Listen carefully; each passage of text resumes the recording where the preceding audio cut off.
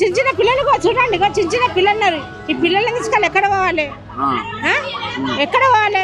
నా గుల్లగొట్ట చేస్తే అసలు గెలిచినందుకు ఇల్లు గుల్లగొట్ట గెలిచిండా? ఏమన్నాడు?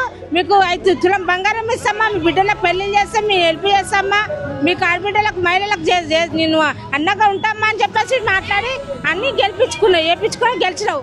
ఇప్పుడు నువ్వు ఉన్న ఇల్లు గుల్లగొట్టి చేస్తే మేము ఏడున్నా చెప్పు? మా పరిస్థితి ఏంది అసలు? నేను ఇక్కడ వచ్చి 15 సంవత్సరాలు అవుతుంది సార్. 15 సంవత్సరాలు అవుతుంది. మమ్మల్ని ఎవ్వరు అస్సలు పెట్టాలి. ఇప్పుడు ఈ రేవంత్ రెడ్డి వచ్చి నుంచి ఇవన్నీ కథలు అవుతున్నాయి. ఈ రేవంత్ రెడ్డి ఏమంటే వచ్చి అన్ని కథలు అవుతున్నాయి. చాలా పైరు పడుతున్నారు ఆడపిల్లలు. లేనప్పుడు రోడ్ల మీద అడుక బస్ స్టాప్ లలో వండుకుంటున్నారు. వాళ్ళ ఉసురు ముట్టదా? అసలు రీతిలో 100 వరకు బతికన్నా వాడు కార్లో ఒక్కడు పోయి కార్లో ఉంటే కాదు, ఇతరులకు బతికేందని చూపియాలి. నేను అన్నకంటే ఏమన్నాగా చూపిస్తున్నాడు. నేను రాసా ముఖం ఉంటే రామన్ సార్ ఇల్లు పోయే పరిస్థితి మమ్మల్ని రోడ్డు పాలు చేస్తున్నాడు. అసలు ఇంకా వాడికి ఇంకా వేస్తాం ఓట్లు.